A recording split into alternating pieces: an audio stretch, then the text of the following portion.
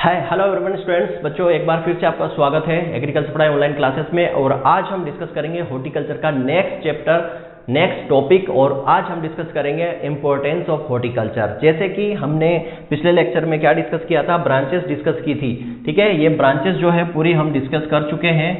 ठीक, introduction discuss कर चुके हैं। अब हमें डिस्कस क्या करना है, इसका इंपॉर्टेंट डिस्कस करना है। इंपॉर्टेंस के बाद न्यूट्रिटिव वैल्यू, उसके बाद फिर इस ब्रांचेस को हम उठाएंगे पर्टिकुलर। ठीक है, तो ये हमने इंट्रोडक्शन और ब्रांचेस यहाँ पे डिस्कस कर लिया था। आज हम डिस्कस कर रहे हैं इंपॉर्टेंस। तो हॉर्टिकल्चर का आखिर में इंपॉर्टेंस क्यों है, क्यों हॉर्टिकल्चर पर इतना फोकस कर रही है गवर्नमेंट भी, और क्यों इसको बढ़ाया जा रहा है। ठीक है, तो इंपॉर्टेंस की बात करें तो सबसे पहली चीज आती है कि इंपॉर्टेंस किस बेसिस पे दिया जाता है, कंपैरिजन, कि हॉर्टिकल्चर क्रॉप वर्सेस हमारी जो फील्ड क्रॉप है। ठीक है, कंपैरिजन हमें देखना पड़ेगा, तभी हम बता सकते हैं कि इसका इंपॉर्टेंस इसीलिए है। तो हॉर्टिकल्चर क्रॉप और फील्ड क्रॉप में आप कंपैरिजन करोगे ना, तो जितना भी हमारा एग्रीकल्चर है उसमें से लगभग 16 से लगभग 15 से 20% एरिया पे क्या होता है, हॉर्टिकल्चर होता है। और ये हॉर्टिकल्चर कितना, लगभग 30 से 35% तक क्या देता है, प्रोडक्शन देता है। तो देखो 15 से 20% एरिया और डबल प्रोडक्शन यहाँ पे दे रहा है। जितना एरिया है उससे डबल प्रोडक्शन दे रहा है। तो जब प्रोडक्शन डबल दे रहा है तो क्या होगा, इनकम भी ज्यादा होगी, और प्रोडक्शन ज्यादा होगा तो एम्प्लॉयमेंट भी ज्यादा होगा। तो पहला इंपॉर्टेंस यहाँ पे क्या है, फर्स्ट इंपॉर्टेंस क्या निकल के आता है, फर्स्ट इंपॉर्टेंस निकल के आता है यहाँ per unit area. Per unit area में आपको क्या ज्यादा मिलता है हॉर्टिकल्चर से, पर यूनिट एरिया में आपको क्या ज्यादा मिलता है। तो बच्चों पर यूनिट एरिया में आपको ज्यादा मिलता है, एक तो प्रोडक्टिविटी आपको ज्यादा मिलती है as compare to field crop. इन फील्ड क्रॉप से आपको पर यूनिट एरिया में प्रोडक्टिविटी मतलब उपज ज्यादा मिलती है। दूसरी चीज, पर यूनिट एरिया में आपको प्रोडक्शन भी ज्यादा मिलता है। तो ये इंपॉर्टेंस है क्या, कि पर यूनिट एरिया में प्रोडक्टिविटी, उपज भी ज्यादा, पर यूनिट एरिया में उत्पादन भी ज्यादा। क्या मैं यहाँ पे लिख सकता हूं, पर यूनिट एरिया में क्या हाई मिलता है। ठीक है, हाई होता है क्या, प्रोडक्शन, प्रोडक्टिविटी और एम्प्लॉयमेंट भी ज्यादा होता है। याद रखना क्या, और क्या चीज ज्यादा मिलती है,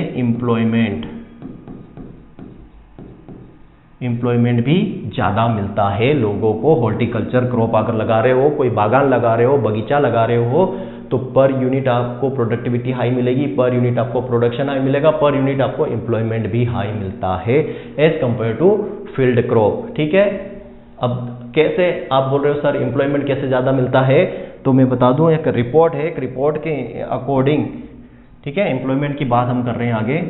तो एक रिपोर्ट के अकॉर्डिंग ये एस्टिमेट किया गया है कि अगर किसी व्यक्ति के पास क्या है, 1 हेक्टेयर क्या है, लैंड है।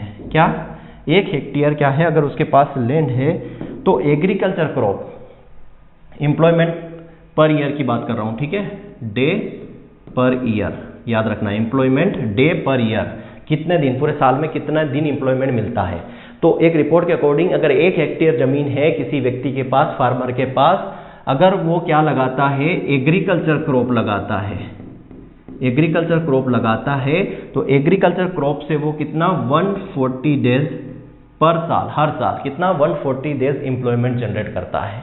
अब 140 दिन, वो ऐसा हो सकता है कि मान लो मैं एक फार्मर हूं, मेरे पास 1 हेक्टेयर लैंड है, तो मैं हो सकता है आज के दिन मैंने 20 क्या लगाए, मजदूर लगाए, हो सकता है मैंने 5 मजदूर लगाए, फिर 10 दिन तक कोई मजदूर की जरूरत नहीं पड़ी, फिर हमने 2 मजदूर लगाए, फिर 4 मजदूर लगाए, तो उनको टोटल काउंट करोगे पूरे साल में तो 143 के समथिंग जो है एम्प्लॉयमेंट जनरेट होता है, मजदूरी होती है साल के अंदर, अगर एग्रीकल्चर क्रॉप लगाते हैं।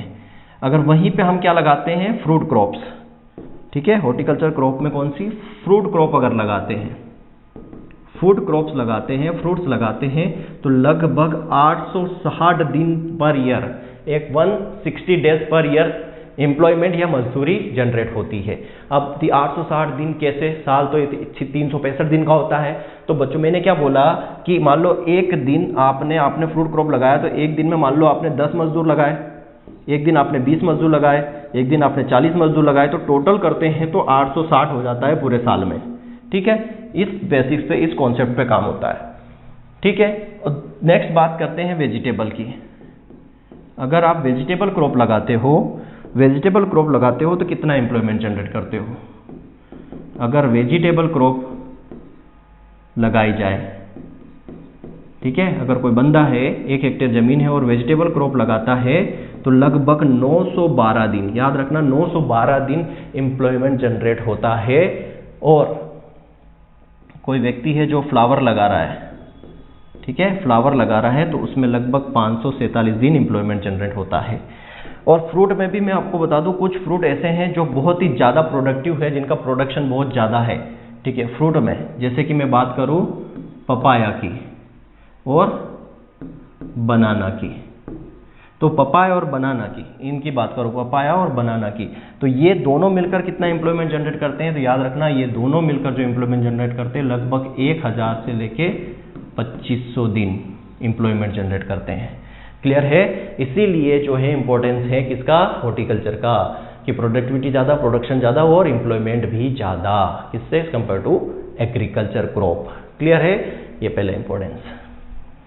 दूसरा इंपॉर्टेंस की अगर मैं बात करूं, दूसरा इंपॉर्टेंस अगर मैं ले जाऊं यहाँ पे, तो दूसरा इंपॉर्टेंस हम निकालेंगे क्या पे? Religious important. कौन सा इंपॉर्टेंट? रिलीजियस, धार्मिक, है ना भाई। हॉर्टिकल्चर का धार्मिक इंपॉर्टेंस क्या है? तो बताओ धार्मिक इंपॉर्टेंस क्या है? इसको थोड़ा सा ऊपर ही ले लेते हैं ताकि, ठीक है। सेकंड हम क्या ले रहे हैं? Religious important. रिलीजियस इंपॉर्टेंट की बात करते हैं सेकंड। अब रिलीजियस इंपॉर्टेंट क्या है? क्या है रिलीजियस इंपॉर्टेंट? धार्मिक महत्व क्या है? जैसे कि हमने पहले भी बात किया यहाँ पे, किसकी? कोकोनट। किसकी बात की? कोकोनट की। किसकी बात की हमने? कोकोनट की। कोकोनट की। कोकोनट को क्या कहा जाता है? कोकोनट को क्या कहा जाता है? कल्प वृक्ष। क्या कहा जाता है? कोकोनट को क्या कहा जाता है? चलो थोड़ा नीचे लिख देता हूं। कोकोनट को क्या कहा जाता है? कल्प वृक्ष कहा जाता है। कल्प वृक्ष का मतलब क्या होता है? सभी इच्छाओं को पूरा करने वाला फल, सभी इच्छाओं को पूरा करने वाला पेड़ या सभी इच्छाओं को पूरा करने वाला वृक्ष। तो रिलीजियस इंपॉर्टेंट हो गया कि कोकोनट क्या है? ये कल्पवृक्ष है, मतलब जो है कुछ इच्छाओं को, सभी जो मानवीय इच्छा होती है उनको पूरा करने वाला ये वृक्ष होता है, तो ये रिलीजियस इंपॉर्टेंट हो गया। ठीक है। दूसरा, और अगर बात करूं मैं दूसरा इसी में बात करें दूसरा, तो हम पढ़ते हैं बेल। बेल के बारे में हॉर्टिकल्चर के अंदर ही आता है। और बेल किससे संबंधित है पूछा जाएगा तो आप क्या बताओगे? गॉड शिवा से, शिव भगवान से ये संबंधित है, तो ये भी रिलीजियस इंपॉर्टेंट है इसका, गॉड शिवा से संबंधित है। ठीक है। और अगर मैं बात करूं आप यहाँ पर पीपल की, किसकी? पीपल। पीपल जानते हो ना, फाइकस रिलीजियोसा। बॉटनिकल नेम क्या है इसका? Ficus religiosa. तो पीपल जो है इसको क्या बोलते हैं? रिलीजियस ट्री कहा जाता है। इंडिया का क्या कहा जाता है? रिलीजियस ट्री कहा जाता है। इसको रिलीजियस ट्री कहा जाता है इंडिया का। क्या कहा जाता है? Religious tree. और ये जो है किससे संबंधित है? गॉड बुद्धा से, भगवान बुद्ध से ये संबंधित है, याद रखना। ठीक है। पूछा जाएगा कि भगवान बुद्ध से संबंधित पेड़ वृक्ष कौन सा है? तो पीपल है। और जो इंडिया का जो रिलीजियस वृक्ष है वो कौन है? तो पीपल है। रिलीजियस पेड़ जिसको बोलते हैं धार्मिक वृक्ष कौन सा है इंडिया का? तो वो पीपल है। क्यों है पीपल फाइकस रिलीजियोसा? क्योंकि ये सबसे ज़्यादा ऑक्सीजन को लेता है, ऑक्सीजन को स्टोर भी करता है और रात में भी ऑक्सीजन का यूज करता है, इसीलिए इसको रिलीजियस ट्री कहा जाता है। और ये गौतम बुद्धा से संबंधित है, गॉड बुद्धा से संबंधित है। तो रिलीजियस इंपॉर्टेंस भी समझ में आ रहा है बच्चों। और क्या हो सकता है? और हमारा है क्या है? लोटस, निम्बुला न्यूसीफेरा। क्या बोलते हैं? बॉटनिकल नेम क्या है? निम्बुला न्यूसीफेरा। ये किससे संबंधित है? तो ये भगवान विष्णु से संबंधित है, हाथ में उनके कमल रहता है। ब्रह्मा जी से संबंधित है, ब्रह्मा जी इस पर बैठते हैं। और इनकी पत्नियां लक्ष्मी जी और सरस्वती जी से संबंधित है। तो लोटस का भी हो गया, निम्बुला न्यूसीफेरा, इसका भी क्या हो गया? रिलीजियस इंपॉर्टेंट हो गया। और भी है, और भी मैं बताऊं क्या है? और भी इंपॉर्टेंट बताऊं आपको, इसमें आ जाता है एक सीता अशोका। सीता अशोका ये पेड़ का नाम है, सीता अशोका। सीता अशोका, इसको सेराटा इंडिका कहते हैं। ये किससे संबंधित है? तो ये माता सीता से संबंधित है। क्लियर है? तो ये है। और मैं आपको बता दूं, हमारा बनाना जो है, बनाना। बनाना को क्या कहा जाता है? स्वर्ग का पेड़ कहा जाता है। क्या कहा जाता है? स्वर्ग का पेड़, मतलब एप्पल ऑफ पैराडाइज भी कहते हैं, ट्री ऑफ पैराडाइज भी कहते हैं। Apple of paradise, tree of paradise और कल्पतरु भी कहा जाता है। कल्पतरु भी कहा जाता है इसको, ठीक है, ये भी याद रखना। तो ये इतने सारे पेड़ हैं जो हॉर्टिकल्चर के अंदर आते हैं, जो कहीं ना कहीं कहाँ से, हमारे धर्म से, धार्मिक महत्व से जुड़े हुए हैं। और भी हो सकते हैं बहुत सारे, ठीक है, सब आपको नोट्स के अंदर मिल जाएंगे। क्लियर है? तो अभी तक हमने क्या समझा? दो इंपॉर्टेंट समझा, रिलीजियस वाला और ये पर यूनिट एरिया वाला, ठीक। और क्या इंपॉर्टेंस की बात करें? नेशनल इंपॉर्टेंस देख लेते हैं इसका। नेशनल इंपॉर्टेंस, नेशनल इंपॉर्टेंस क्या है? नेशनल मतलब देश से संबंधित इंपॉर्टेंस की बात हो रही है। देश से संबंधित बात करते हैं तो हमारे बात करते हैं यहाँ पे नेशनल फ्रूट्स की। नेशनल फ्रूट्स क्या है? मैंगो। मैंगो हमारा क्या है? नेशनल फ्रूट्स मैंगो है, तो है हॉर्टिकल्चर क्रॉप, है ना। नेशनल फ्रूट्स भी क्या है? मैंगो है, मैंजीफेरा इंडिका। नेशनल अगर आप फ्लावर की बात करो तो नेशनल फ्लावर क्या है? नेशनल फ्लावर क्या मिल जाएगा आपको? लोटस। लोटस हमारा नेशनल फ्लावर भी है। तीसरा आप बात करो यहाँ पे नेशनल फ्लावर, नेशनल ट्री की बात करो तो वो क्या है? वो है बनियान, बरगद का पेड़, ये हमारा नेशनल ट्री है। तो देखो हॉर्टिकल्चर का इंपॉर्टेंस समझ में आ रहा कि नेशनल फ्रूट भी हमारा हॉर्टिकल्चर का ही है मैंगो, नेशनल फ्लावर भी हॉर्टिकल्चर का ही है लोटस, और नेशनल ट्री भी हमारा बनियान जो है हॉर्टिकल्चर का है, ठीक है। यहाँ पर ऐसा तो नहीं कोई अनाज जो है हमारी नेशनल राष्ट्रीय अनाज है, राष्ट्रीय दाल है, राष्ट्रीय हमारा जो है क्या बोलते हैं शुगर, क्या बोल सकते हैं फाइबर है, ऐसा कुछ नहीं है। तो ये है नेशनल इंपॉर्टेंस भी है। अब सब स्टेट वाइज भी आप देख सकते हो, जैसे मध्य प्रदेश में बात करें तो लिली जो है राष्ट्रीय फ्लावर है ना, राजकीय फसल भी होती है जो सोयाबीन है मध्य प्रदेश की, ठीक है। तो ये सारी चीज़ें हैं। क्लियर? तो ये हो गया नेशनल से संबंधित। और क्या चीज़ें हैं इसके अंदर आप देखोगे, हमने क्या पढ़ा? पर यूनिट हो गया, रिलीजन के बेसिस पे पढ़ लिया हमने, नेशनल के बेसिस पे पढ़ लिया। और आप देखोगे तो रेपुटेशन बेसिस पे भी होता है। रेपुटेशन इंपॉर्टेंट का मतलब है कि मान लो किसी किसान ने गांव में क्या लगाया? बगीचा लगाया हुआ है, ठीक है। जब चार लोग बैठ के बात करते हैं और उसका नाम निकलता है क्या कि यार जो एक रामू है और रामू को बुला के लाना, तो कोई बोलेगा कौन रामू? तो वहाँ पे ये आएगा कि यार जिसका बागान है ना, जिसका 10 बीघा का 10 हेक्टेयर में जिसने जाम का बागान लगा हुआ है, गुआवा का बागान लगा हुआ है, वो वाला रामू। तो एक अलग से रेपुटेशन भी क्रिएट करता है, ठीक है। रेपुटेशन के बाद इसमें कॉस्मेटिक इंपॉर्टेंस भी होता है। कॉस्मेटिक मतलब सौंदर्य महत्व भी है, ठीक है। क्या है? सौंदर्य महत्व भी है, कॉस्मेटिक भी है। जैसे आपने देखा होगा कि जैसे मैं पहले कहा था, बता देता हूँ, इसमें एक तो इंडस्ट्री है, इंडस्ट्रियल इंपॉर्टेंस भी है। इंडस्ट्रियल इंपॉर्टेंस का मतलब क्या हो गया? इंडस्ट्रियल इंपॉर्टेंस में आपने देखा होगा हम हॉर्टिकल्चर से सबसे ज़्यादा रॉ मटेरियल इंडस्ट्री में आप देखोगे कॉस्मेटिक सौंदर्य के पर्पज से जाता है। जैसे एलोवेरा जेल आता है आपका, है ना, फ्रूट से कहीं ज़्यादा गुलाब जल आता है आपका, कई सारी चीज़ें बनती हैं। तो इंडस्ट्रियल इंपॉर्टेंस भी हो गया, ठीक। इंडस्ट्रियल इंपॉर्टेंस क्या हो गया? और मैं आपको यहाँ बता दूँ और इंपॉर्टेंस में आ जाऊँगा यूटिलाइजेशन ऑफ वेस्टलैंड। हॉर्टिकल्चर की बात करें ना तो सबसे बेस्ट आता है utilisation of wasteland. Utilisation of wasteland, जो वेस्टलैंड है, बंजर भूमि है, उसका यूटिलाइजेशन भी बहुत अच्छे से कर सकते हैं। किसके थ्रू? हॉर्टिकल्चर क्रॉप्स के थ्रू। अब जैसे मान लो यूटिलाइजेशन ऑफ वेस्टलैंड कैसे कि भाई जैसे मान लो फार्मर का जो खेत होता है उसके बाजू में जो है खाली पड़ी हुई जमीन रहती है, वेस्टलैंड होती है। मान लो कोई स्कूल है, कहीं कुछ बिल्डिंग है, उसके आसपास जो है खाली पड़ी जमीन है, वेस्टलैंड है, वहाँ पर क्या कर सकते हैं हम? हॉर्टिकल्चर क्रॉप लगा सकते हैं। हॉर्टिकल्चर क्रॉप में कौन कौन सी क्रॉप लगा सकते हैं? तो आप वहाँ पर कोकोनट लगा सकते हो, ठीक है, कस्टर्ड एप्पल लगा सकते हो, ये वेस्टलैंड वाली क्रॉप है, ठीक है। लीची लगा सकते हो आप, करौंदा लगा सकते हो, ये वेस्टलैंड वाली क्रॉप है। इन क्रॉप को आप लगा सकते हो वेस्टलैंड पे, ताकि जो वहाँ पर हम उसका यूटिलाइजेशन कर सकते हैं। आपने देखा होगा कि जो रोड है, रोड के साइड में जो है खाली ज़मीन पड़ी हुई रहती है जो वेस्ट है, तो वहाँ पर क्या करती है सरकार? क्या लगाती है? पौधारोपण कर देती है ना, पेड़ लगाती है। तो वहाँ पे हम फ्रूट क्रॉप भी लगा सकते हैं, ठीक है। अगर आपके घर के बाजू में कोई वेस्टलैंड पड़ी है तो वहाँ पे आप इस तरीके कोकोनट, कस्टर्ड एप्पल, लीची, करौंदा, इस टाइप के वुड एप्पल आप लगा सकते हो, है ना, वुड एप्पल भी आप लगा सकते हो। तो इस तरीके के आप प्लांट वहाँ लगा सकते हो और उस जो लैंड है वेस्ट पड़ी लैंड का यूटिलाइजेशन कर सकते हो। एक आता है न्यूट्रिटिव इंपॉर्टेंस। क्या आता है? पोषक तत्व महत्व, न्यूट्रिटिव इंपॉर्टेंस। अब न्यूट्रिटिव इंपॉर्टेंस को मैं अलग से भी पढ़ाऊंगा आपको। न्यूट्रिटिव इंपॉर्टेंस में क्या आते हैं, हमारी डेली डाइट।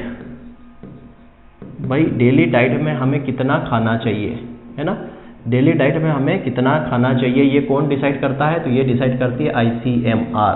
ICMR क्या है, तो Indian council of medical research, भारतीय औषधीय अनुसंधान परिसर, जो कहाँ पर है, नई दिल्ली के अंदर है। कहाँ पर है, नई दिल्ली के अंदर ये है, ठीक है। ICMR क्या करती है, हमें बताती है कि आपको एक एवरेज इंसान को, एक सामान्य मनुष्य को दिन में कितना फ्रूट खाना चाहिए, कितना वेजिटेबल खाना चाहिए, कितनी दाल खानी चाहिए, कितना अनाज खाना चाहिए, सारा, ठीक है। तो ICMR के अकॉर्डिंग जो है फ्रूट्स कितना खाना चाहिए, फ्रूट्स आप देखोगे फ्रूट्स कितना खाना चाहिए और वेजिटेबल कितना खाना चाहिए। तो फ्रूट्स की बात करें तो फ्रूट्स आपको खाना चाहिए 150 ग्राम पर डे पर कैपिटा, और वेजिटेबल खाना चाहिए 350 ग्राम पर डे पर कैपिटा, ठीक है। वेजिटेबल इतना और इतना। न्यूट्रिटिव वैल्यू की बात करें तो फ्रूट और वेजिटेबल जो होते हैं हमारे, जो फ्रूट और वेजिटेबल होते हैं, इन फ्रूट और वेजिटेबल में क्या होता है, इन फ्रूट और वेजिटेबल के अंदर क्या होता है, कार्बोहाइड्रेट, कार्बोहाइड्रेट होता है, फैट होता है, प्रोटीन होता है, विटामिन्स होते हैं, फास्फोरस होता है, पोटेशियम होता है, आयरन होता है, सेलेनियम होता है, आयोडीन होता है। तो इन सब के बारे में भी हम पढ़ेंगे, इन सब के बारे में हम डिटेल में पढ़ेंगे। तो ये हमने इंपॉर्टेंस की बात की कि हॉर्टिकल्चर का इंपॉर्टेंस क्या है, पर यूनिट प्रोडक्ट ज़्यादा, प्रोडक्शन ज़्यादा, एम्प्लॉयमेंट ज़्यादा, एम्प्लॉयमेंट का डाटा भी यहाँ पे दे दिया। रिलीजियस इंपॉर्टेंट है, कोकोनट को कल्प वृक्ष कहा जाता है, सभी इच्छाओं को पूरे करने वाला, बेल गॉड ऑफ शिवा, पीपल संबंधित रिलीजियस ट्री भी कहते हैं, गौतम बुद्धा से संबंधित लोटस, भगवान विष्णु से ब्रह्मा से संबंधित से बनाना को एप्पल ऑफ पैराडाइज और ट्री ऑफ पैराडाइज भी कहते हैं, एडम फिग भी कहते हैं, कल्प तरु भी कहा जाता है, मतलब स्वर्ग का फल पेड़ कहते हैं। सीता अशोका जो सेराटा इंडिका बॉटनिकल नेम है वो माता सीता से संबंधित है, ठीक है। इंडस्ट्रियल इंपॉर्टेंस है, इंडस्ट्रीज इंवॉल्वमेंट आप समझ गए। सौंदर्य जो है कॉस्मेटिक इंपॉर्टेंस भी है, रॉ मटेरियल जैसे कई सारा एलोवेरा जेल है बनता है, गुलाब जल बनता है, ठीक है। फिर यूटिलाइजेशन ऑफ वेस्टलैंड, वेस्टलैंड का यूटिलाइजेशन हम कोकोनट है, कस्टर एप्पल है, लीची है, करौंदा है, वुड एप्पल, इनको लगाकर उस वेस्टलैंड का यूटिलाइजेशन कर सकते हैं। फिर नेशनल की बात करें, नेशनल इंपॉर्टेंस में तो फ्रूट हमारा मैंगो है, फ्लावर हमारा लोटस है, ट्री हमारा बनियान है, ये भी हॉर्टिकल्चर के अंदर ही आता है। न्यूट्रिटिव वैल्यू में देखो डेली डाइट जो है नई दिल्ली ICMR द्वारा डिसाइड होती है, और वो डिसाइड करता है कि हमें कितना daily per day per capita per day, मतलब हर दिन हर व्यक्ति को कितना क्या खाना चाहिए। तो फ्रूट 150 ग्राम खाना चाहिए, वेजिटेबल 350 ग्राम खाना चाहिए। अवेलेबिलिटी की बात करो तो फ्रूट जो है वो 200 ग्राम अवेलेबल है, वेजिटेबल जो है अवेलेबिलिटी लगभग 388 ग्राम अवेलेबल है, सारा आपका नोट्स के अंदर दिया है।